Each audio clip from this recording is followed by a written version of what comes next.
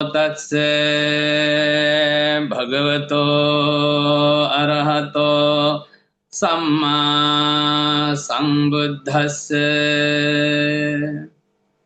एथ पश्यथिमं लोकं चित्तराजरथोपमं यत्थ बाला विसीदन्ति नत्थि संग विजानतम्।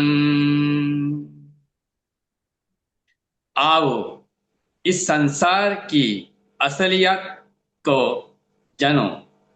सुंदर सजाया हुआ राजकीय रथ जैसा देखने वाला ये संसार को देखकर अज्ञानी व्यक्ति उससे वश में चला जाते हैं, लेकिन ज्ञानी व्यक्ति उस जाल में नहीं फंसते हैं।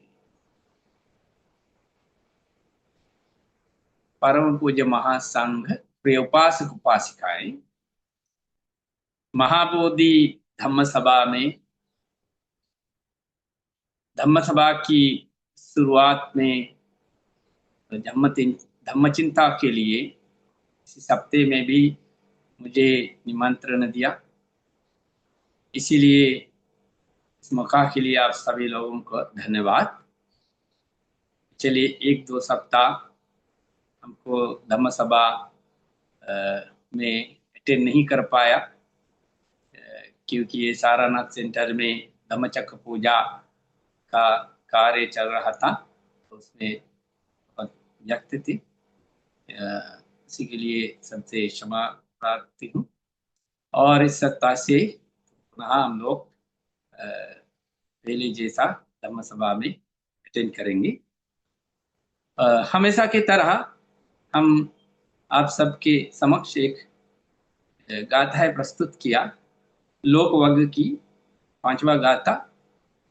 इस गाथा के द्वारा भी तिरुगुरु सम्यक संबुद्ध आप हम सबके लिए इस संसार के और संसार की दुख के अंत के लिए उन्होंने बेहतर उपदेश देते हैं। संसार की असलियत के बारे में उन्होंने इस गाथा के द्वारा प्रकाश डालते हैं। एत पश्यथिमं लोकं चित्तराजरथोपमं यत्त बाला विसीदन्ति नत्थि संगो विजानता। अर्थात बुद्ध कहते हैं, इसी संसार की असलियत हम जैसा देखते हैं, उन नजरों में जो देखते हैं बहुत रंगीन भी देखते हैं, सुंदर जैसा दिखाई देते हैं। इसे सुंदर जैसा दिखाई देने वाला ये जो संसार, वो उदाहरण कहते हैं ठीक उसी तरह जो सजाया हुआ राजकीय रथ जैसा, जैसे जो राजा जो चलते हैं तो उनका राजकीय रथ वो सुंदर तरीके से सजाया हुआ है। तो कहते हैं ये संसार भी उसी रथ की तरह सजाया हुआ है। इसीलिए जो सामान्य व्यक्ति अपना नजरों में ये सुंदरता देखकर इसको शुभ मानते हैं, इसमें वश में चला जाते हैं, ताकि वो दुख देता है। देखता सिर्फ नहीं है, जो सुनते हैं और जो लगते हैं और जो अनुमान लगाते हैं, भले ही हम देखे नहीं लेकिन हम सुनते हैं कुछ, जहां जहां ऐसा होते हैं तो उसी तरह हम उसके बारे में मन लगाकर अनुमान करते हैं, हाँ ऐसा होगा। इसी तरह इसी दुनिया की जो स्वभाव को हमारे जो इंद्रियों के द्वारा हम ग्रहण करते हैं, वो बहुत सुंदर तरीके से हम हमारी बेहतर लेते हैं। ऐसे कर ऐसे करके उसी सजाया हुआ, जो सुंदर से देखने वाला, सुनने वाला, जो सोचने वाला, इसी दुनिया के वश में चला जाता है, उसी नशा में चला जाता है। उसके बाद क्या होते हैं, सच्चाई को ढूंढना भूल जाता है, सच्चाई से वंचित हो जाता है, उसी पर्दे के पीछे के स्वभाव के बारे में हम अधूरा हो जाता है। इसके कारण व्यक्ति चलते चलते दुख में चला जाता है बार बार। ये अज्ञान का स्वभाव है। इस दुनिया को नजरों से देख करके, इसी दुनिया की असलियत यही है, जो सोचते हैं उसी तरह काम करते हैं, वो अज्ञानी व्यक्ति। जो ज्ञानी व्यक्ति इस दुनिया की, ये जो इंद्रियों के द्वारा जो हमारे समक्ष जो देखते हैं, सुनते हैं, लगते हैं, सोचते हैं, इसी जाल में नहीं फंसते। उन्होंने इसी जाल से निकलते हैं, इसी नजरों के पीछे, जो सुंदरता के पीछे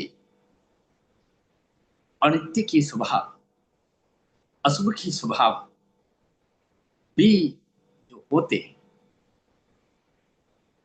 उसको स्मरण करते हुए, विपස්සना करते हुए, ज्ञान को बढ़ाकर, प्रज्ञा को बढ़ाकर, इसी दुख की जाल से निकल जाते हैं। ये ज्ञानी का स्वभाव है। इसीलिए सम्यक संबुद्ध हमें उपदेश देते हैं, इस दुनिया के जाल में न फंसकर ज्ञानी बनकर इसी दुनिया की दुख की जाल से निकल जाओ। यही बुद्ध की, इसी उपदेश के पीछे एक अच्छा घटना भी है। ये भी सुना, सम्यक समुद्र के समय में सम्यक समुद्र राजगीर में रहते।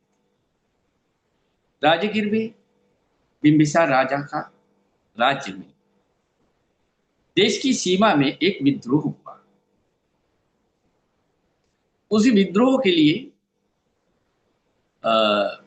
बिंबिसार राजा के एक बेटे अभयराज अभय राजकुमार को वहां भेजे। अभय राजकुमार उसी सीमा में जाकर बहुत अच्छे ढंग से समझौता करके उस विद्रोह को समाप्त कर दिया। बिना खून खराबे उन्होंने अच्छा से उस विद्रोह का बात सुनकर उसमें समाधान निकालकर बहुत अच्छे ढंग से विद्रोह को समाप्त कर। फिर राजकुमार उस विद्रोह से जीतकर वापस राज्य में आया। बिंबिसार राजा बहुत प्रसन्न हुआ, बहुत खुशी हुआ। उन्होंने 7 दिन तक राज्य में ऐलान कर दिया उत्सव, जो राजकुमार का ये काम है। और राजकुमार को भी 1 सप्ताह तक आनंद लेने के लिए उनको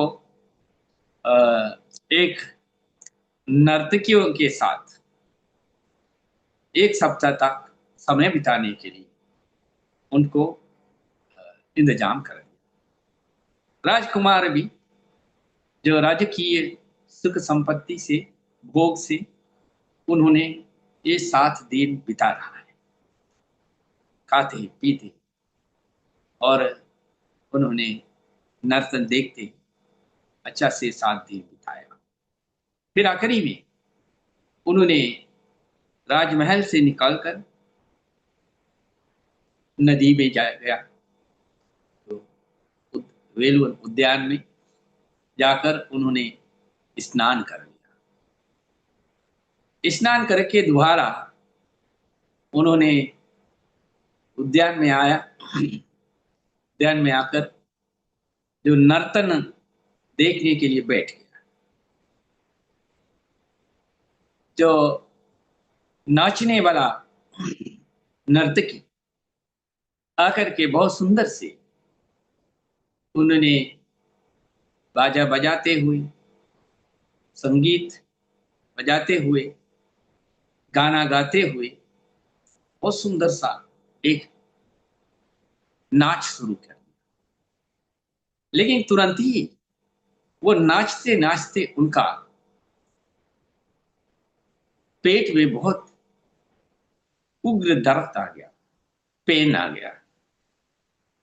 उसी उग्र पेन से उनके भीतर की कुछ बीमारियां से उसी समय में, उसी वक्त में, उसी जगह उन्होंने अपना जीवन को त्याग दिया।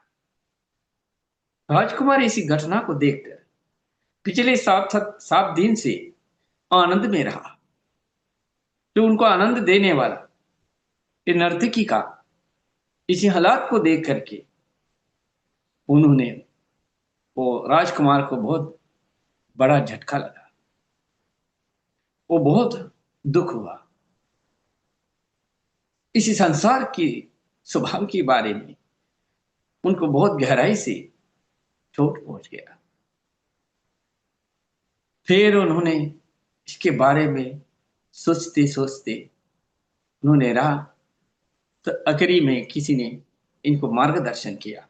आपका इसी मानसिक स्थिति से, इसी परेशान से, इसी दुख से अगर मुक्ति पाना है तो आपको बुद्ध के पास जाना ही होगा। उसके अलावा कोई आपको इसके लिए समाधान नहीं दे सकता। राजकुमार ने गया बुद्ध के पास। फिर बुद्ध को पूरा घटना बताया, क्या क्या हुआ। फिर बुद्ध राजकुमार को बताते, ये सिर्फ इस जन्म की बात नहीं है, अनंत जन्मों से ये जो नर्तकी आपके समक्ष इसी तरह जान त्याग दिया। आप कितना आंसू बहाया वो प्रमाण कर नहीं सकता है। उतना समय से इस घटना को चलते आ रहा है। इसलिए इस संसार की जो हम नजर से देखते हैं बहुत सुंदर से और सुंदर और बहुत सुंदर से देखते हैं, अच्छा से सुनते हैं और अच्छा ही लगते हैं। इसी तरह जो ये जो सुंदर जो दुनिया है, संसार है, इसके पीछे का स्वभाव इसी तरह चिन्ह भंगुर है। हर क्षण में इस क्षण को समाप्त होता रहता है। इसलिए इस सांसारिक सुंदरता में नहीं फंसना है, इससे दुख नहीं होना है।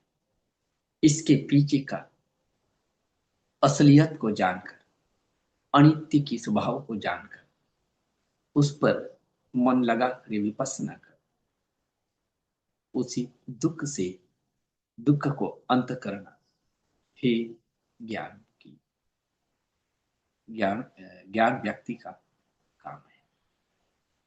इस तरह बुद्ध ने उन राजकुमार को उपदेश दिया। राजकुमार ये बात सुनकर उनका दुख कम हो गया, समाप्त हो गया। यही है आज की जो इस कथा के पीछे का घटना। हम लोग भी इसी संसार की जो रंगीन का और सुंदरता, अच्छाई को देख करके कभी कभी उसमें वश में उस पर वश में चला जाते हैं और दुख में चला जाते हैं।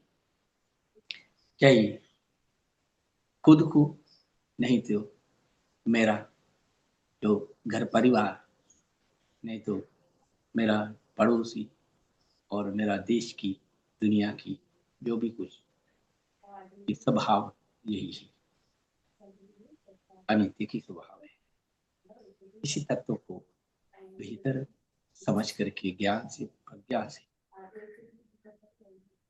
इसी सांसारिक चीजों में बिना चिपकते हुए, अटैचमेंट से दूर होकर सांसारिक दुख को धीरे धीरे अंत करने का प्रयास करने की हम सब कोशिश करते हैं। इसी तरह उपदेश देते हुए छोटा सा मेरा धम्म चिंता, धम्म उपदेश समाप्त करते हैं। आप सभी लोग बहुत बड़ी शांत से, ध्यान से धम्म चिंता को सुना, धम्म पद को सुना। उसी पुण्य कुशल शक्ति से आप सबको प्रार्थना करते, सम्यक संबुद्ध से लेकर के जितना भी ये सम्यक संबुद्ध की ज्ञान मार्ग प्रचार प्रसार के लिए जो योगदान दिया, सभी उपासक उपासिकाएं, सभी लोगों को शांति प्राप्त हो।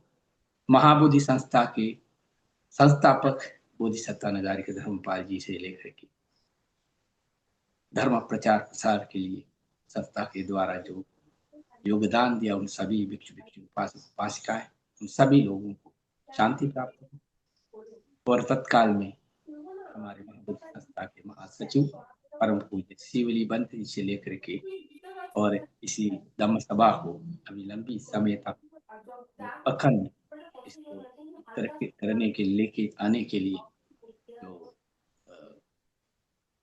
हम लोग का जो प्रेसिडेंट साहब महेंद्र सिंह जी के शक्ति से, उनके मन से, उनके डेडिकेशन से धम्म सभा अखंड चल रहा है।